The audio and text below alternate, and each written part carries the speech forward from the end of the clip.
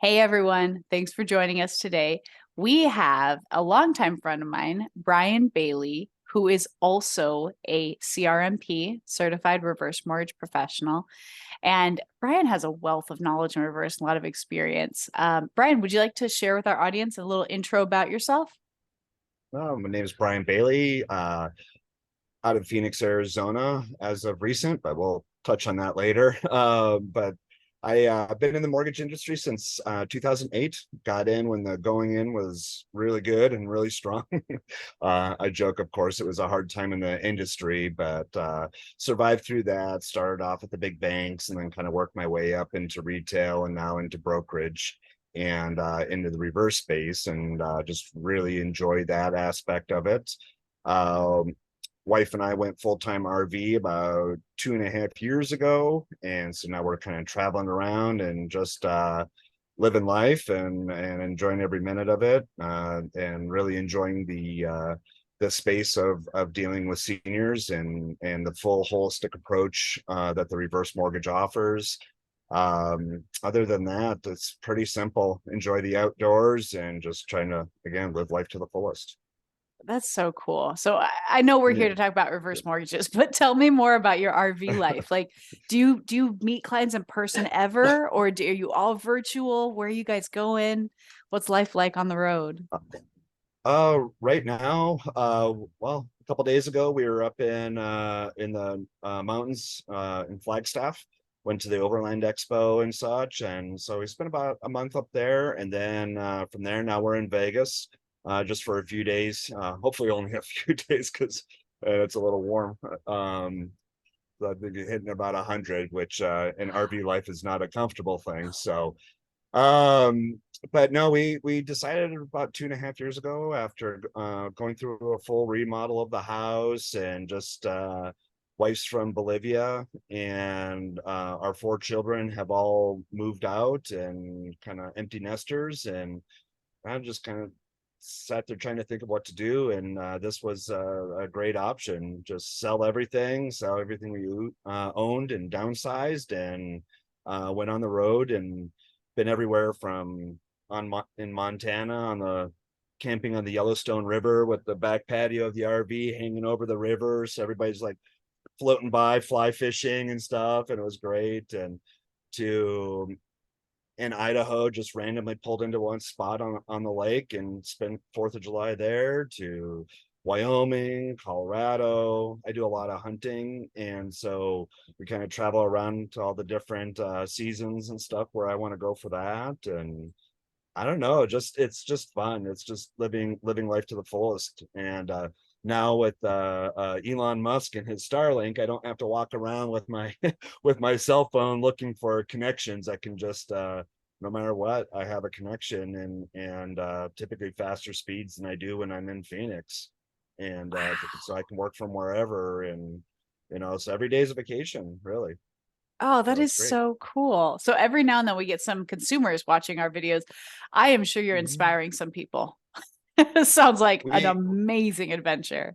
Yeah, everybody we run into, probably 95% of the folks that we run into say that's their dream, and they're just waiting for the kids to move out, or they need to retire because they want a job. And I'm not that old. I'm 50, so we're still doing at the age where I can run up mountains and chase an elk, and I can go, or do pretty much have full functionality and be able just to go hiking and camping wherever. Being past military, I have access to all the national parks for free.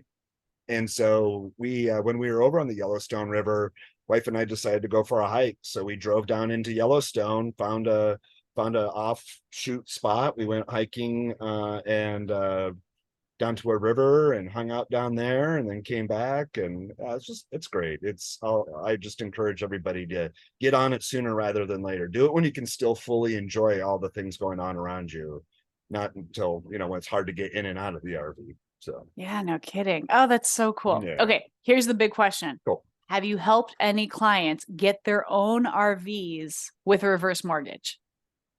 I have had one. I Yeah. had one that was interested. I don't. know if it was necessary because I inspired them, but I did have a client where they wanted to be able to travel. They wanted to go see the sights and such. Him and his wife were empty nesters as well, and they had a dance studio inside the house, and but they had, it was kind of seasonal for them, so they ended up pulling a reverse, got an RV, and started traveling and kind of just going and seeing all the sights.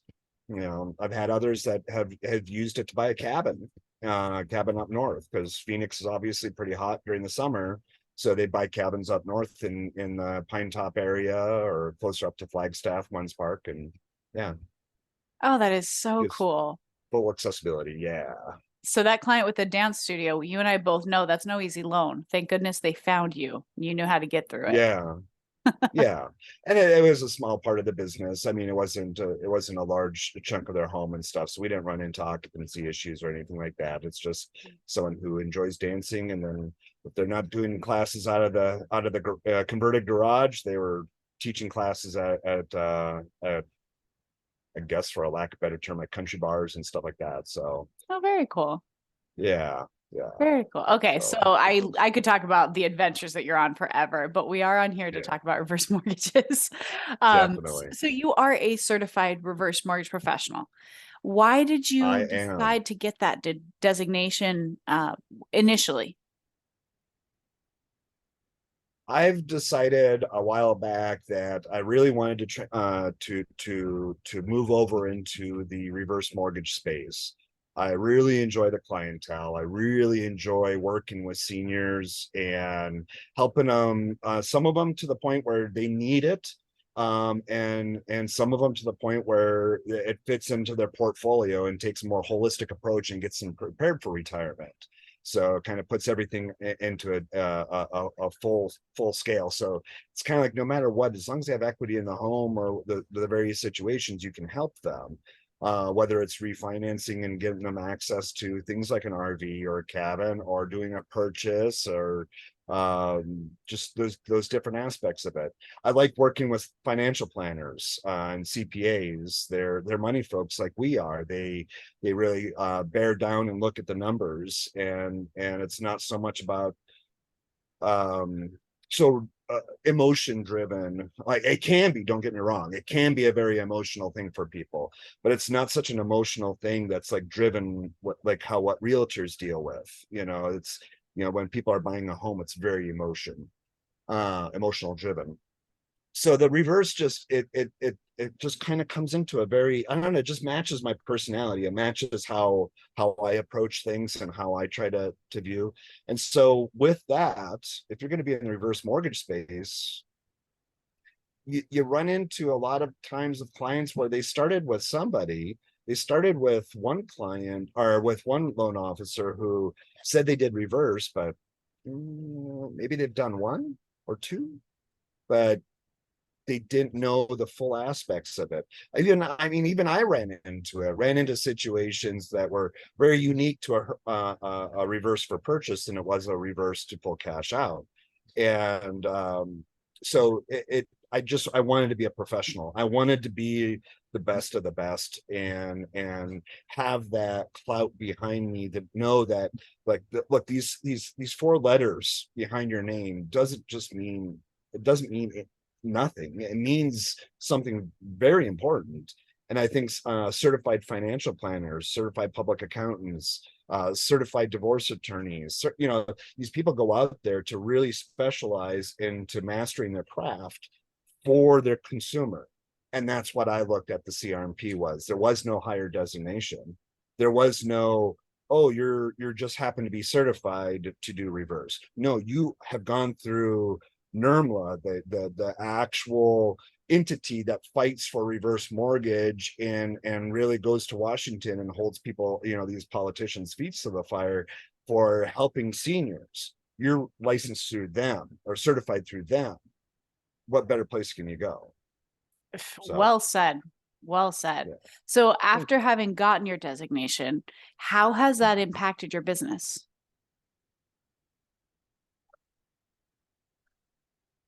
For one, I've had people reach out to me. I've had I've had people that have gone to their lender who doesn't do reverses, but they service the reverse, which is interesting, but it happened. And I got a phone call from them saying that they were referred to me by such and such individual, such and such bank. I won't get into specifics, but then and I kind of like, I was curious on how that happened. And what it was that company went to the NERMLA website and pulled up the CRMP in Arizona. And that's how I got the phone call. So it's given, and it, on top of that, on top of the referrals that come in from it, most of all, it's given me the confidence. It's given me the confidence that I can go into any meeting with any individual, whether it's a consumer or a referral partner. I can go into it with the utmost confidence that I know my product. And I tell you what, this CRMP designation, I don't know if you saw the email from NERMLA, but I was number 200 in the country. We hit 200. Yeah, it's over 200 now, but I was number 200 to get certified. And that was a doozy. I mean, I've done everything from insurances, life and health, property and casualty. My securities license is 6 and 63 to do variable products, mortgage, different things on the banking side. So I've done a lot of different tests, and this CRMP was no joke. It was the toughest designation that I've gotten. And as disappointed as I was, like I gotta ace it. But I tell you what, the score I got on it, it passed, and I felt so much more accomplished than any of my other tests that I did, where I completely aced the test. I think I did the California test, loan officer test, and missed one question, and I only studied like 2 hours before that. And yeah, so it's like, yeah, whatever. I got the California license. Like, it didn't mean much, but this one was bear down, and it took months of studying for it. So Yeah. Yeah. I was surprised at, the breadth of knowledge that, we're just originators. We help clients on a very specific aspect of this. mhm, And yet that test is over the entire thing on servicing, on counseling, on FHA, on exactly. the weird specific guidelines. Like, I'm not in a rural area, but I was required, and you were too, to know a Mhm, lot of the rural guidelines in there too. And it's like, mhm. it is very, very rigorous. Exactly. And I think what was interesting with that is that when you go through that and you go through the process, you have to understand processing, you have to understand underwriting, you have to understand the servicing, what happens when the consumer passes away, and for the heirs, and those levels of details. That's, I think, where the banks and the servicers and all these different individuals have the confidence to reach out to us.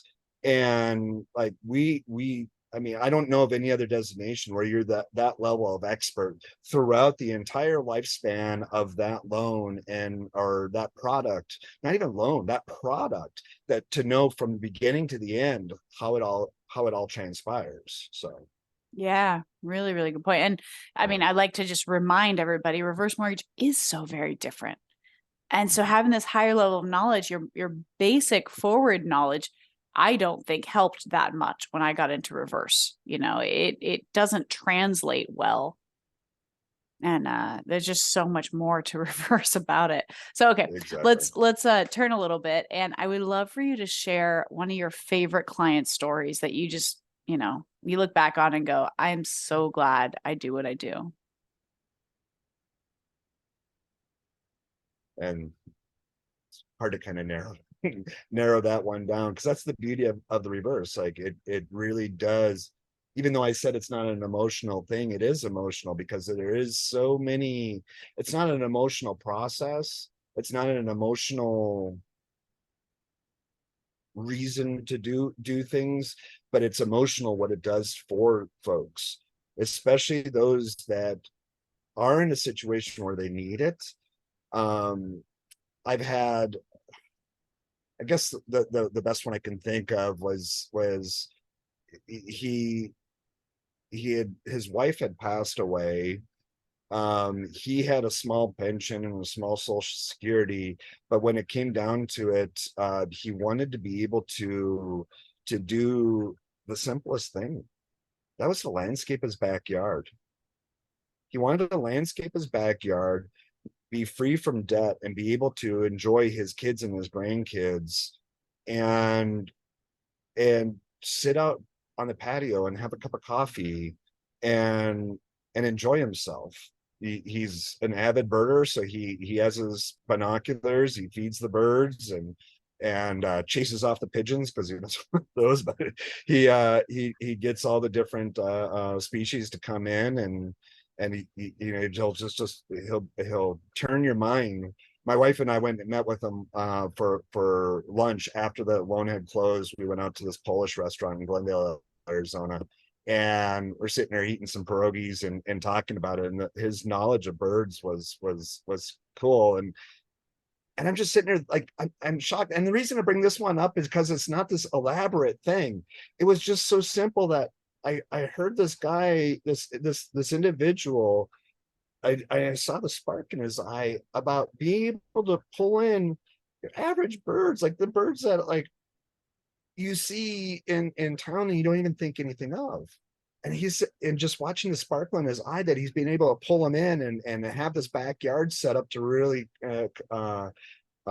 intensify that experience, and then to be able and then taking his kids on vacation, be able to go visit his grandkids in other parts of the country and stuff like that. So probably a little bit more simple client than maybe some folks bring up, but I just thought that one was really cool. And maybe it's just because we've created such a connection with him, and both every time I talk to him, he's like, "How's Allie doing?" I'd ask him about the wife and such, and our puppy that we have, and such, because he was at the restaurant with us. And you become more than just a loan officer. You become an advisor, and you become a friend. You become a trusted individual who these people turn to, and not just for financial advice, other things too. It's just so much different than what my experience in mortgage was before. I think you just touched on a really important point because you do become a trusted advisor. And so Mhm. for me, I think it's important you actually put in the work to earn that trust. And sometimes that means going the extra mile of learning the in depth. To have the CRMP, you have to have 50 closed reverse mortgages or be in the industry for, I think it's 5 years at this point. It was Great. 3 years, I think they changed it, but Oh, did they change it? Oh, good. they changed it to 5. So to that point, for me, it's like, yeah, because you are looked at for so much and you're helping this person design the rest of their retirement. And in Mhm. this guy's case, I love the simplicity of it, right? Mhm. Every single day he's interacting with his yard and he loves seeing the birds and just going to be able to visit grandkids. Like, that doesn't sound life changing, but when you look at the studies, being involved in grandchildren's lives actually helps people's longevity. They live longer, they live healthier, their brain stays more engaged. And so, it doesn't sound like some big thing, but it really is a big thing. Yeah. I another well, I'd say this is an emotional one for me, or a big one for me, was my mom. I did a reverse for my mom. She was living in northern Minnesota, had a lakeshore property up there, and she decided that she wanted to move to Phoenix, which kind of floored me. I wasn't expecting that. And so we moved her down here. She sold her home up back there, and it was paid for.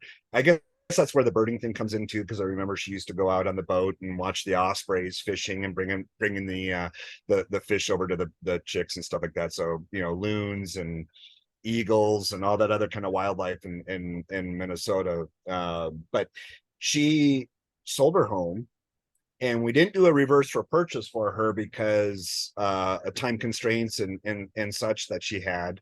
So once that house there closed, she bought a house in Phoenix, about maybe 10 minutes from mine.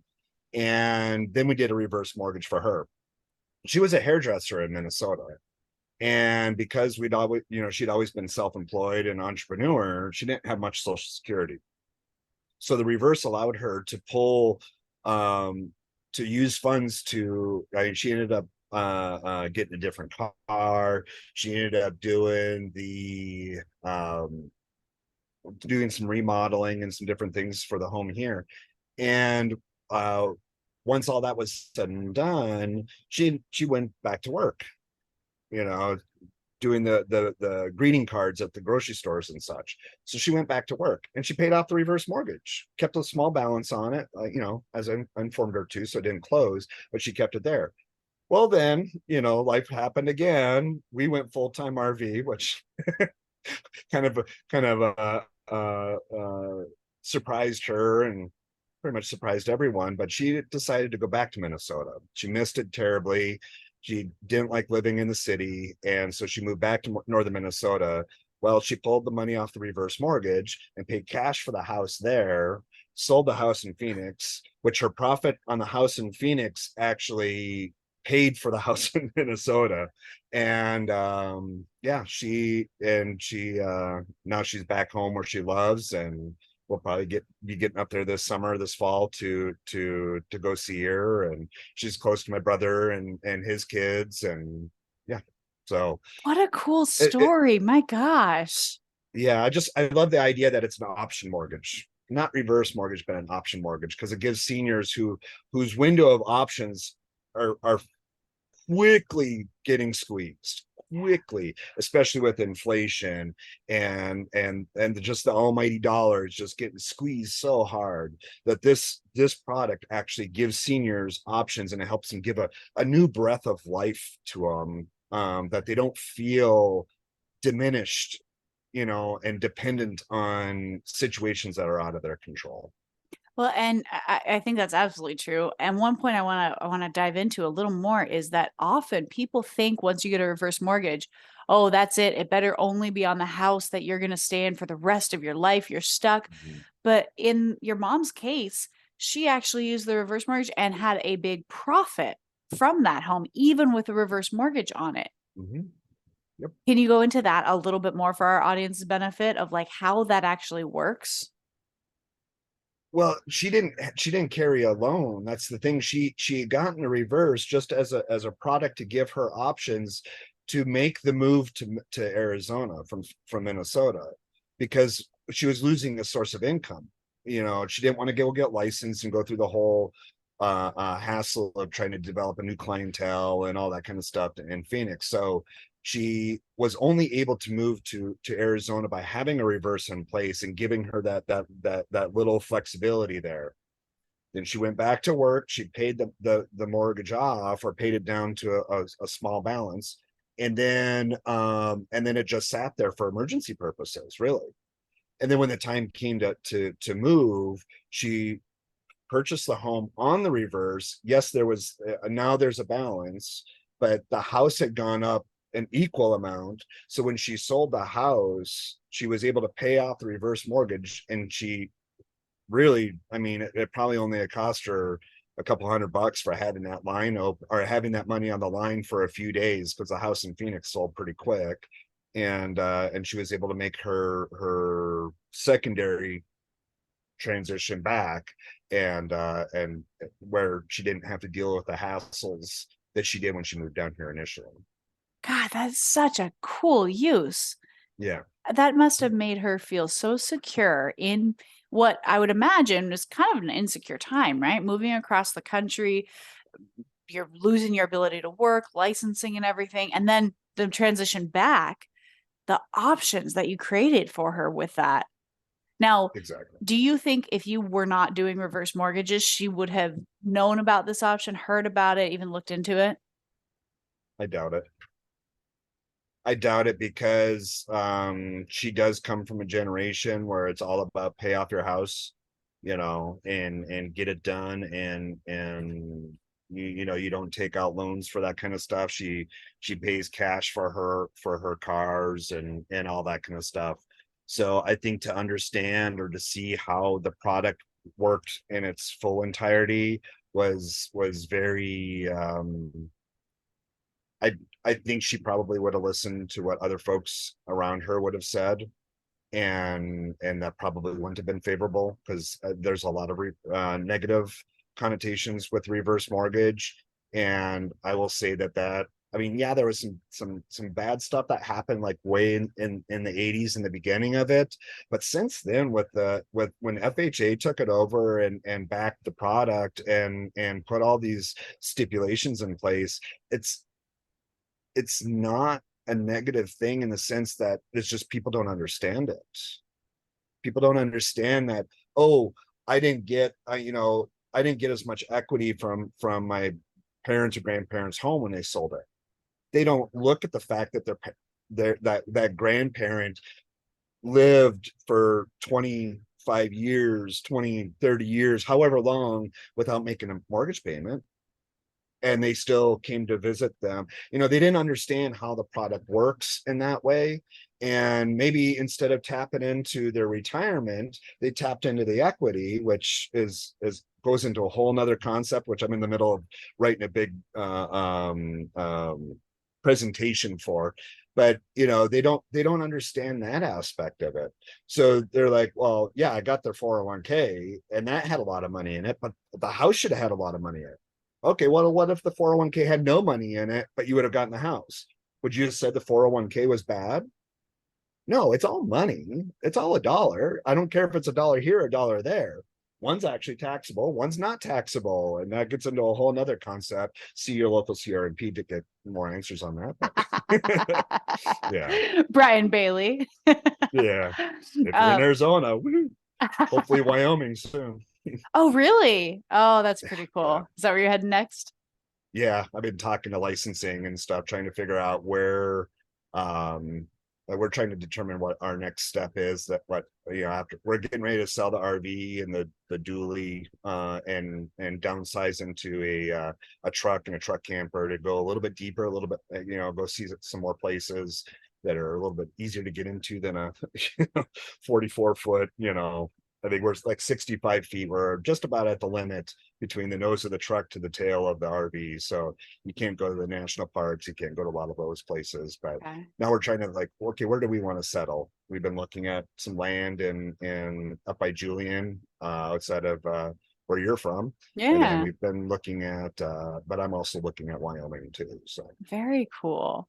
Yeah. Well, keep me in the loop. That's exciting. Definitely, exciting changes. Of course. All right. Well, we are near the end of our session here. So thank you so much for sharing everything. I hope our audience has learned some things. I've learned some things. I mean, it's fascinating what your mom did. I haven't heard a story like that before. I love it. Oh, cool. But if you had, I always like to ask one ending question. So if you could change the face of the American retirement in any way, how would you change it? That's a huge question. That's a big question. And there's the obvious. There's the obvious that retire, save sooner, and more education and such. And I don't know if I have an answer off the top of my head that's different than those. But I would say the education, but not just your average education. I think we need to get in deeper and earlier. I have a problem with the school system in the United States. I just do. I think that instead of teaching kids calculus and physics and a lot of that kind of specialty stuff, why aren't our kids taking consumer math? I think I personally believe a full year of consumer math should be mandatory for a senior to graduate. Yeah. In order not just to balance checkbooks, because that's what everybody says. Nobody uses checks. Who cares? But what does interest do? What are annual payments? How do you manage compound interest? How do you deal with a mortgage? How are you going to deal with student loans? You're getting ready to take out $250,000 of student loans, right? This is your next step in life. Are you doing that and just expecting like, oh, I can vote that away? I can just expect the government to come in and wipe the slate clean for me? What about the blue collar jobs? What about, what is it if you go and get your 4-year degree, and how much is that going to cost you and how long? But what if you went to a tech school and got got that aspect of it? What would you do then? We have 4 kids. One is a welder. He went to UTI and he's doing welding. Right now he's at that super big the world's largest chip manufacturer is going to be in North Phoenix. There's a Taiwanese company. He's over there doing plastic welding of all things. Huh. And I've got a daughter who's doing her assisting right now for cosmetology. And then we have two other kids who are getting ready to graduate from one's at NAU, the other one's at Grand Canyon University. So we have a full gamut, but I had to take the time to explain all these things to them and explain what it is that's necessary. What do you expect people to do, and what do you expect that you have to do? And there's that aspect, and not to get on a soapbox in that aspect of it, but see, that all comes all the way down to learning about retirement. When we went from a DB pension plan, defined benefit pension plan, and these companies were getting bought and pillaged for just for the pension plans, and they went to defined contribution. I think I was under Nixon in the early 70s, the 401ks and stuff. They made every American into an investor. How many classes have you had for investing?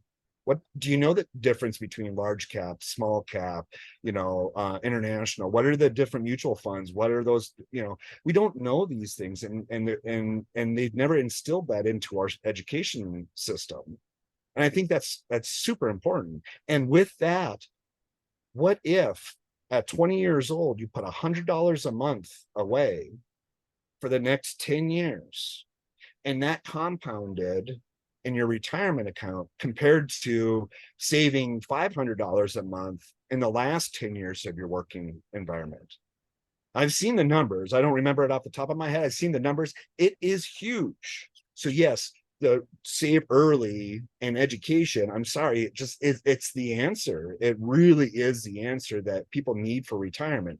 And if you don't have that because you're already our age and you haven't had that opportunity, and I don't see the government changing any day soon to teach it, we got to get to the point that we as loan officers are not in the same category as a used car salesman. No offense to used car salesmen, but we are a service provider. We are a professional. We need to get out there, especially as CRMPs, as a voice for the product and really educate not just the consumer, but the financial planners, the CPAs, the attorneys. We need to become a trusted advisor. Like, do you sit around the water cooler or ask your hairdresser, what should you do about, this growth on your back? No, you go to the doctor. You go to the doctor. I'm not trying to compare us to doctors, but you go to a professional. If you've got something big happening law-wise, you go to a lawyer. You got something big coming on that you want to, and you got money that you want to be able to put away, you go to a financial planner and write up a trust and trust these people to help you, not only for you, but for your heirs. We need to be in that same category. We need to be thought of like that. So that is the immediate what needs to be done. And long-term wise, I would love to see that the government or just whoever's listening to this video, sit your kids down or your grandkids down and explain all of these basic financial products. It is essential for not just them, but society as a whole to be able to where we're not dependent on the government to take care of us. Because I'm sorry, I just don't trust Social Security is going to be there to do it. Fair, and only time will tell. Yeah, true that. Well, thank you so much for sharing with us, Brian. You've got some great views on things, and thank you for being a CRMP, taking the time out of your life. Well, you too, Christina. Oh yeah, thanks. And thank you for your coaching and everything you're doing for people to get them into the space and not just to say, hey, I do it, but actually teaching the folks to get into it and really truly understand the product. It's essential, because one bad experience feeds a lot of negativity. So yeah, thank you for what you do. Yeah, thank you very much. I appreciate that. Of course. All right, everybody. Cool. Thanks for being on with us. Thank you.